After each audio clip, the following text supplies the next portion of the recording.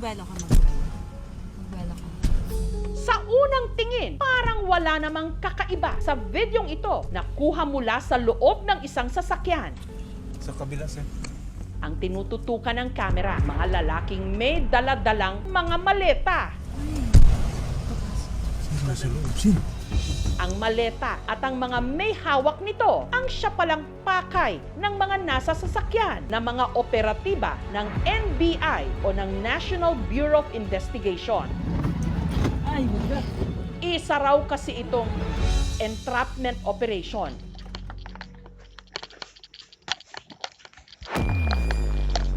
Ilang sandali pa,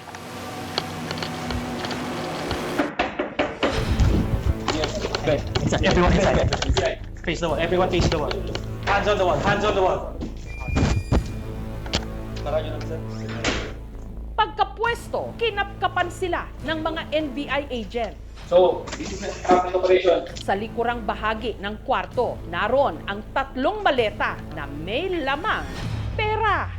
Positive yung maleta. Ang mga inaresto, mga nangingikil diumano ng 300 million pesos kay dating House Speaker Martin Romualdez. At ang mga inaresto nila, mga tauhan diumano ng PGMN o ng Peanut Gallery Media Network. Laking gulat din daw ng mga tiga-NBI na naroon din ang founder at may-ari mismo ng PGMN, si Franco Mabanta. Pagbukas ng 3 maleta at ng isang duffel bag, tumambad ang bugkos-bugkos na pera. Suma total, 75 million pesos na ayon sa NBI, marked money at meron ding fake. Giit ng kampo ni Romualdez, sinubukan daw itong kikilan ni Mabanta ng 350 million pesos na natawaran at naging 300 million kapalit ng hindi raw pagsasapubliko ng PGMN ng video expose na di umano maglalantad ng partisipasyon ni Romualdez sa maanumalyang flood control projects. Nope, it's not true. We didn't extort anybody, and then no more comment after that. Pero giit ni Mabanta, hindi ito entrapment, kundi set up. We're innocent. Once we're in the proper forum, we're going to discuss it. Tanong ngayon ng taong bayan, nasaan na ang di umano'y video na punot dulo ng kaguluhang ito? So nasaan na? Tagal? Release it. Expose ba ito? Hands on the wall. Hands on the wall. O extortion?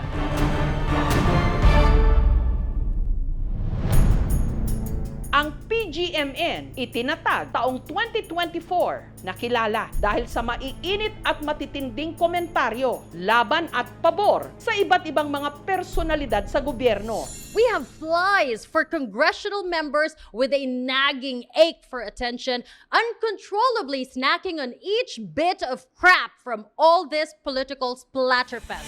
Ang founder at may-ari nito na si Franco Mabanta, The only way that we can fix these things is if we come together and we tell the truth. nagsimulang commercial model, naging VJ o video jockey at kalaunan, digital at political strategist. Nakapanayam ko si NBI Director Melvin Matibag.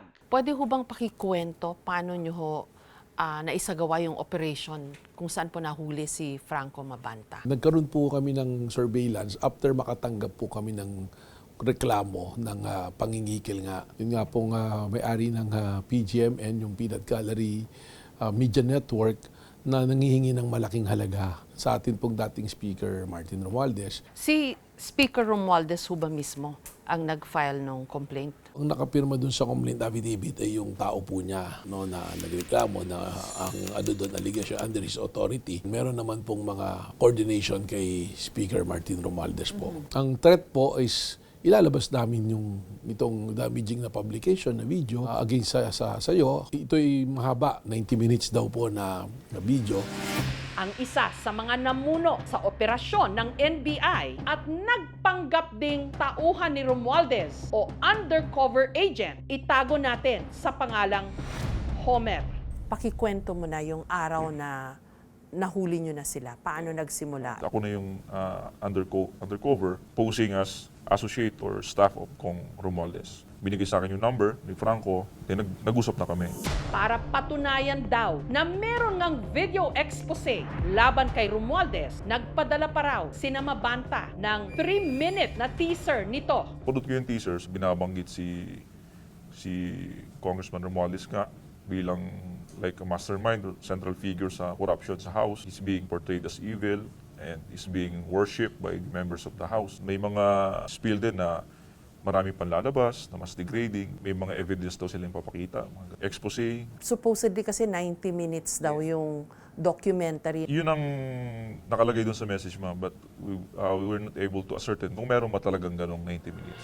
Ipinanood sa akin ni Agent Homer ang video, bagamat hindi pa raw ito maaaring ipakita sa publiko. Sa video, nagsasalita ang isa sa mga anchor ng PGMN laban kay Romualdez. Pero ang pag-build up nila sa material na meron sila, marami pa silang hawak, ganun ba? Hindi yun namin establish, pero yun ang kiniklaim ni Franco na marami pa yan, may mga evidence kami. 2 linggo raw nagtagal ang pakikipag-ugnayan ni Mabanta at ng kanyang grupo sa kampo ni Romualdez, pati na sa undercover agent ng NBI na si Homer. Ang naging kasunduan doon po sa delivery ay 4 na tranches. Yung first tranche po na 75 million ay yun nga dapat by May 5 ma-deliver na. Sinabi ni Franco na, okay, we will meet Makati. Kaya nung tinanong ko siya, sir, kailan niyo ba planong ilabas to? Hindi mo bibigyan yung 75 million, lalabas na namin ngayong araw. May ganun. Tinanong ko pa siya, sabi ko, sir, may control ba kayo dun sa video? Baka mamaya bigay namin, tapos ilabas pa din ng mga tao. Hindi, I assure you, I have the control. And inano niya rin na siya nga yung may-ari ng company. Isa sa mga nakasama sa di umano entrapment operation ng NBI laban kay Mabanta, ang GMA News reporter na si John Consulta. Pakikwento mo nga, paano nyo na subaybayan at tinutukan itong paghuli kay Franco Mabanta? Diretso kami sa isang hotel sa Makati dahil ang expectation doon magkakaroon ng abutan. Nirequest tayo ng NBI na wag na bumaba kasi baka pag namukaan tayo, masunog yung trabaho. So, nandun tayo sa basement ng hotel na yon, nag-aantay ng signal. Sinubukan daw ni na Agent Homer na bigyan si Mabanta ng show money sa pag-uusap na yon sa isang hotel sa Makati. Sabi niya, no bro, wag dito kasi marami CCTV. Yun na, you know, I have to be careful. Sabi niya, I'll give you the address and the name of the person later on. Isisend ko sa'yo. Kumbaga, in our presence, consummated na po yung crime talaga eh. Only that, ayaw niyang tanggapin kasi magkakaroon ng evidence sa kanya. Hindi nyo nakita pala yung video? Ayun nga po, in-insist namin yung video na pwedeng makita. Hindi niya binigay. So sabi niya, I can assure you na meron talaga. Possible na baka wala din talaga. Baka it's just a form of a pangharas lang to play not give it to their demands. So hinayaan po namin siyang umalis. Then we waited. Sabi niya 20 minutes. So tumawag siya. Bro, I get the address. Sabi niya.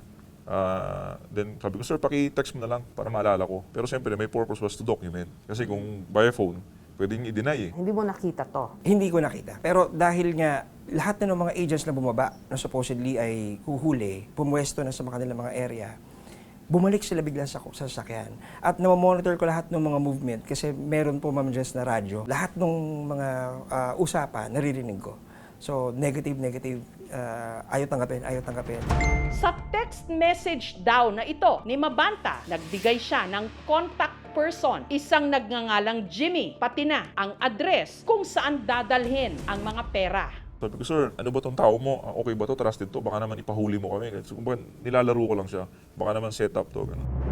May lumabas din online na video at audio recording ng di umano pakikipag-usap ni Mabanta sa undercover agents. Nagbigay di umano si Mabanta ng instruction kung kanino ibibigay ang pera at saan. Kay Jimmy na naka-face mask at sa isa pa nitong kasama. Pero dahil wiretapped ang pag-uusap na yon, hindi ito pwedeng i-ere. Ano ito? Ito na yung actual na delivery. Yung mga tao niya yon, yung mga nakamask. Ito yung sinasabi ko, ma'am, na nakatayo dun sa unit, sa harap. Kaya na-recognize ko agad siya.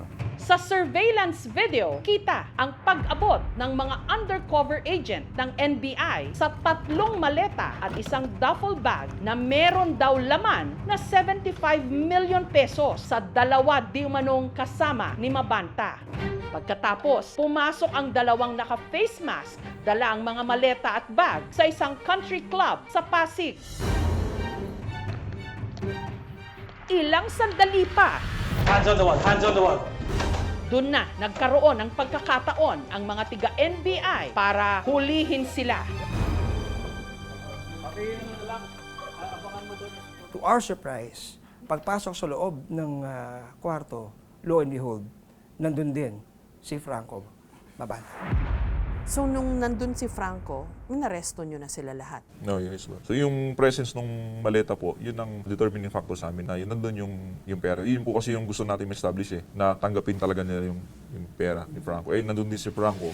Sa pagpresenta ng NBI kay Mabanta at sa mga kasama nito, pati na ang mga marked at fake money na di umano nakuha sa kanila, may mga nagtanong at nagtaka kung ang mga pera bang yon nanggaling sa dating House Speaker, gayong napabalitang naka-freeze ang assets nito. Yung dala po, tawag po namin doon, budol money po yun, which has been recognized already by Supreme Court na pwedeng gamitin sa entrapment operation. Yung ibabaw lang po yung totoo, 50,000 po yun. Sina Mabanta, idinitine una sa tanggapan ng NBI bago dinala sa NBI Detention Facility sa Muntinlupa. Is there truth to the allegations na Not kayo na po ay true. nag-extort daw po kayo? Nope, it's not true. We didn't extort anybody, and then no more comment after that. Okay. From Speaker Romualdez daw, sir? No, we didn't. We definitely didn't extort Speaker Romualdez. Bakit po may mga pera, sir? I'll wait for my lawyers. Pero dyan, sa lahat ng ito, visually, ang nakita mo lang talaga yung hulihan na. Kasi hindi mo nakita si Mabanta dun sa hotel, di ba? Yes. Tapos nung inabot yung pera, wala ka rin doon, except na nandun ka na nung may kinatok, may kwarto, kung saan din nahuli si Mabanta. Doon, yun na yung unang-unang sighting mo kay Mabanta. Tama ba? Tama po yun, Ma'am Jess. Although yung mga pictures ng surveillance sa kanya, meron po kasing sabihin na nating pagmamonitor na ginagawa ang lahat ng units. No? So, yung mga nakukunang mga litrato at mga video, real-time, pinapadala. If someone stretches yung imagination niya na parang, kasi sabi nila PGMN at ni Mabanta, set up ito, hindi to extortion. It could not have been from what you know and what you witnessed. Sa perspective ko as a journalist, kasi binabase natin lahat talaga sa ebidensya. So base doon sa mga ebidensyang nakita natin, nakalap natin, pati yung mga videos, matibay yung paniniwala natin na talagang ito ay inoperate ng NBI base doon sa kanilang limited na mga resources, pati yung mga impormasyon. Dahil lahat lang sila, sumusunod sila doon sa instruction na binibigay ni Mabanta. Isa pa sa mga mainit na pinag-usapan kung kaninong kampo ba napabilang si Mabanta. Ito po ay mismong pinost ni Franco Mabanta. Baka ito po ang itanong nyo kung ano po ang relasyon niya sa mga Duterte. Hindi po siya kaibigan ng Pangulo. Pero online, mabilis din lumabas ang mga video at litrato na kasama nito si Pangulong Bongbong Marcos, pati na ang kanyang pamilya. Nagsilbi rin pala si Mabanta na Chief Social Media Director ni BBM nung tumakbo ito sa pagka-Vice Presidente. Wala naman nagdi-deny na naging social media director ng Pangulo itong si Franco Mabanta. We're talking of now. Challenge ko rin, bigyan niya ako ng larawan na magkasama si Franco Mabanta at ang Pangulong Marcos Jr. Sa post na ito ni Mabanta taong 2018, nagpasalamat pa siya sa mga Marcos sa di umano birthday surprise para sa kanya. You guys are sneaky. Sa post naman ni Mabanta sa kanyang Facebook account sa pareho ring taon, ikwinento niya na nakitulog daw sa kanya si Baste Duterte. Pero noong 2024, kung kailan naghiwalay din ang unit team ni BBM at ni Sara Duterte, nagsimula at umingay online ang PGMN o ang Peanut Gallery Media Network. We're not Nepo babies and we're not sugar babies. Kalam. We don't have suitcases filled with cash. Sa lahat ng ito, may mga tanong kung ang pag-aresto kay Mabanta may halong politika. Lalo't sinundan nito ang pagsampa ng kasong human trafficking ng NBI din laban sa pamilya ni dating Congressman Mike Defensor.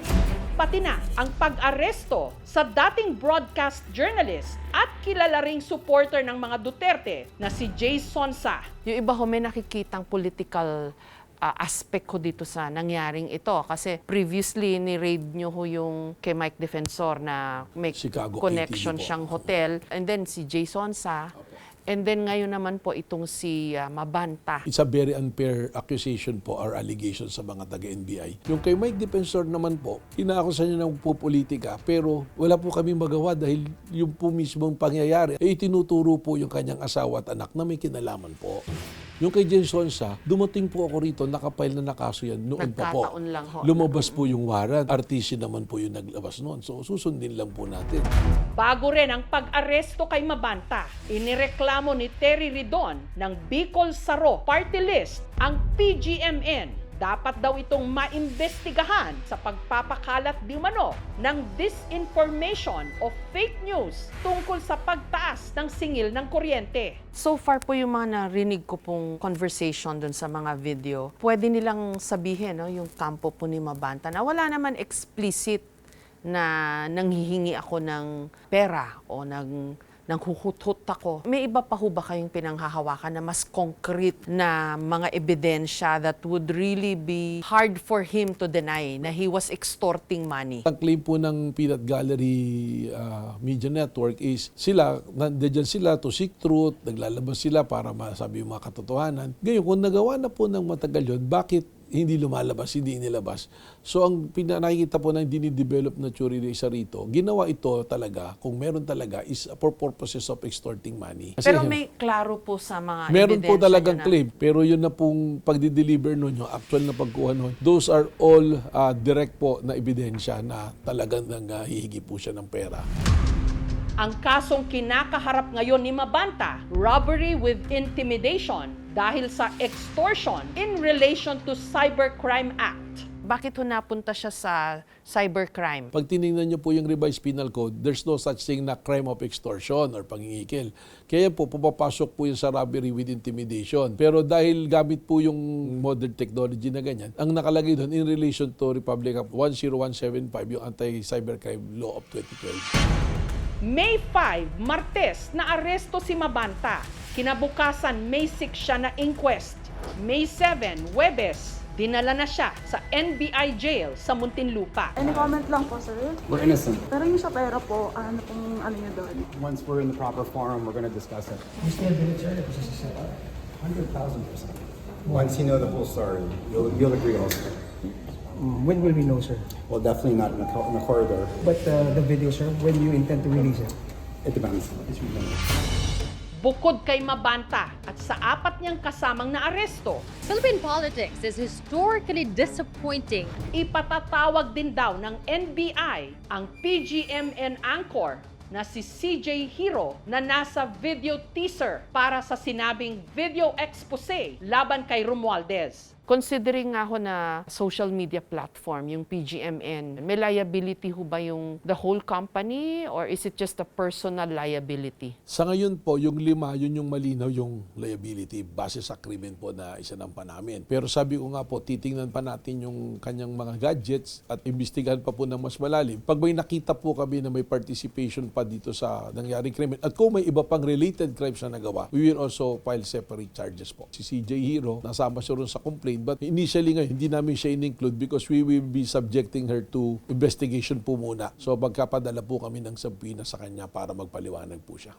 Naglabas din ng pahayag si Franco Mabanta sa pamamagitan ng isang post sa Facebook page ng PGMN. Mariin nilang itinanggi ang extortion. We are innocent. This was a setup. Over the last 5 months, PGMN completed immense, comprehensive, painful research on the breathtaking national corruption of Martin Romualdez while he was Speaker of the House. What we have is devastating. The episode was filmed several weeks ago. It has been fully edited. It's 90 minutes long, packed with hard evidence and ready for release. That's why this is happening. There was no extortion and we can prove it. Romualdez did this to silence us. Why? Because the timing of the release of our expose would leave him in a desperate situation, particularly with his vast current troubles with the ombudsman hanging over his head. Dear Martin, we know what you did to the country. Soon, hopefully, everyone will too. Yung defense po nila kahapon, na set up daw ho ito. Kita naman natin yung nangyari, nanghingi talaga at may pananakot na may ilalabas na damaging sa isang tao. Sa NBI, nakausap ko ang isa sa mga abogado ni Mabanta. What I can only say is that we're very confident of our case. From the inquest last night, we feel very relieved and that the complaint actually is quite weak. He says that it's a setup, hindi extortion. Oh, it's not extortion. It's not extortion at all. CJ Hero, one of our anchors, has been lambasted. There's so much fake news going on that she's one of the respondents now, but that is not true. It's not in the official papers. She was not in the inquest last night. We will file the proper charges for anyone who has been posting libelous and fake news about her. May nakita ko kasi akong video niya. Pinakita nung isa sa mga operating agents of CJ Hero speaking on cam. Ano masasabi niyo ho doon? That's included in our defense, no? So I won't comment on that. So what I can just say that this video that the people are clamoring for will be released in the proper time. Nito lang Biyernes, naghain na ng sabpina ang NBI para kay CJ Hero. Sinubukan naming kuhanan ng pahayag si CJ Hero pero wala siyang tugon habang ginagawa ang ulat na ito. Do you maintain that there's such a video? Ano pong side I niya won't doon? comment on that. Any chance na ma-interview po namin siya? No, sorry, I won't allow it. But it's very soon, they will share their story. PGMN is twisting the narrative. Representative Ferdinand Martin Romualdez only did what any other person exposed to the same circumstance would do. He reported it to the proper authorities, and the NBI acted on that report pursuant to its mandate under the law. Ayon kay UP Journalism Professor Danilo Araw, ang ginagawa ng PGMN hindi maituturing na journalism. Sa totoo lang, mas PR ang alam kesa sa journalism. At ito nakakasira sa reputasyon ng news media organization. Nakaka-frustrate para sa katulad kong nagtuturo ng periodismo na kailangang ulit-ulitin na dapat magsilbi sa mamamayan ang mga news media organization. They don't belong to the same mold ng alternative media o kahit ng dominant media. Si Mabanta ay political operative. Hindi lang ng mga Duterte, kundi pati na rin ng mga Marcos. Ang nangyari kina Mabanta ay hindi banta sa kalayaan sa pamamahayag sa simpleng dahilan na ang krimen nila ay extortion. At sa usapin ng periodismo, yung tinatawag na kill piece or payment for suppression of certain media content, unethical na gawain ito. Pero kung sakali po, ganun din ang sabihin ni Mabanta. Media kami, social media kami. It's unfair doon sa mga media na katulad ninyo na nag-devote ng time, ng pag-aaral, na talaga mga journalists. Ngayon, ang dali na po, magtatayo ako ng Facebook account, tapos kunyari nagbabalita ako, na kinokopya ko lang naman yung balita na totoo. Tapos opinionated na yung balita ko. Hindi po maganda kasi may ethical practices dapat.